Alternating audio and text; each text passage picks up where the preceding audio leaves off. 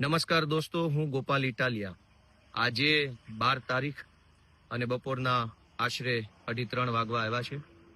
અત્યારે એક અત્યંત દુઃખદ અને આઘાતજનક સમાચાર મળ્યા છે કે અમદાવાદ એરપોર્ટ ઉપર ઇન્ટરનેશનલ ફ્લાઇટ ક્રેશ થઈ છે અને હજુ સુધી સમાચારોમાં કોઈ પાક્કી વાત જાહેર નથી થઈ કે કેટલા લોકો ઘાયલ છે, કેટલા લોકોને મૃત્યુ થયું છે, કોનું મૃત્યુ થયું છે, કશી જ જાહેરાત નથી. પરંતુ દોસ્તો, આ અત્યંત દુઃખનો બનાવ છે, આ અત્યંત આઘાતજનક બનાવ છે, કરુણ ઘટના છે. અને એટલે અમે અમારી પાર્ટીએ અને મેં નક્કી કર્યું છે કે આ દુઃખના સમયમાં કોઈ રાજનીતિ નહીં. અને એટલે અમારો નિર્ણય છે કે આજે બપોર પછીથી અમારા જેટલા પણ સભા, રેલી, સરઘસ કે જે કંઈ પણ રાજકીય પ્રચાર કાર્યક્રમો હતા એને અમે આજે સ્થગિત કરીએ છીએ. અને આવતીકાલે તારીખ 13 જૂનના રોજ પણ સવારથી લઈ સાંજ સુધી અમારા જે કંઈ પણ પ્રોગ્રામ હતા પ્રચારના કે સભા રેલીના, એ તમામ પ્રોગ્રામને અમે સ્થગિત કરીએ છીએ.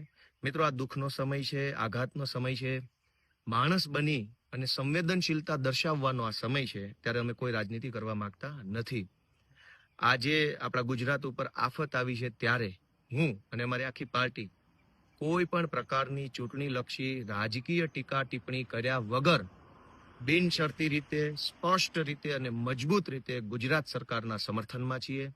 ગુજરાત સરકાર રાહત અને બચાવ કામગીરી માટે જે કંઈ પણ કાર્ય કરશે એને અમારું સમર્થન છે. અમારી જ્યાં જરૂર પડશે, જેવી જરૂર પડશે, જેમ જરૂર પડશે, તો અમે સરકારની સાથે ઊભા રહેવા માટે અડીખમ રીતે તૈયાર છીએ. અને જ્યાં સુધી આ આઘાતનો પીરિયડ પૂરો નથી થઈ જતો, આ દુઃખનો સમય નીકળી નથી જતો, ત્યાં સુધી અમે કોઈ પણ પ્રકારની રાજકીય ટીકા ટિપ્પણી કરવાના નથી. દોસ્તો, આ દુર્ઘટનાની અંદર ઘાયલ થયેલા લોકોને, દુર્ભાગ્યથી મૃત્યુ પામેલા સૌ મૃતકોને હું મારી સંવેદના અર્પું છું, હું મારી દિલગીરી અર્પું છું. કેમ કે આપણા ગુજરાતમાં આવી અત્યંત ખેદજનક ઘટના બની છે, એનો ખૂબ વસવસો છે, એનું દુઃખ છે.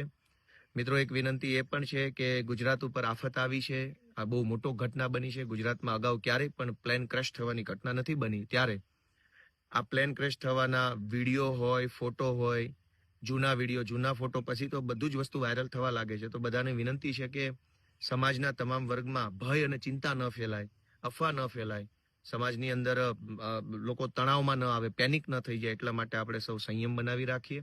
સરકાર તરફથી આપણને જે કાંઈ સૂચન, આદેશ કે માહિતી મળે એને શાંતિપૂર્વક જાણીએ અને જાણ્યા જોયા વગર કોઈ પણ વાતને આપણે ન ફેલાવીએ, એવી વિનંતી સાથે ફરી એક વખત હું આ દુઃખદ ઘટનાનો ખેદ વ્યક્ત કરું છું. રાજકીય ટીકા ટિપ્પણી છોડીને આ મુશ્કેલ સમયમાં, આ દુઃખના સમયમાં મારી સંવેદના વ્યક્ત કરું છું. અને આજે અને આવનારો દિવસ, આ બંને દિવસના રાજકીય પ્રોગ્રામો અમે સ્થગિત કરીએ છીએ. જય જય ગરવી ગુજરાત.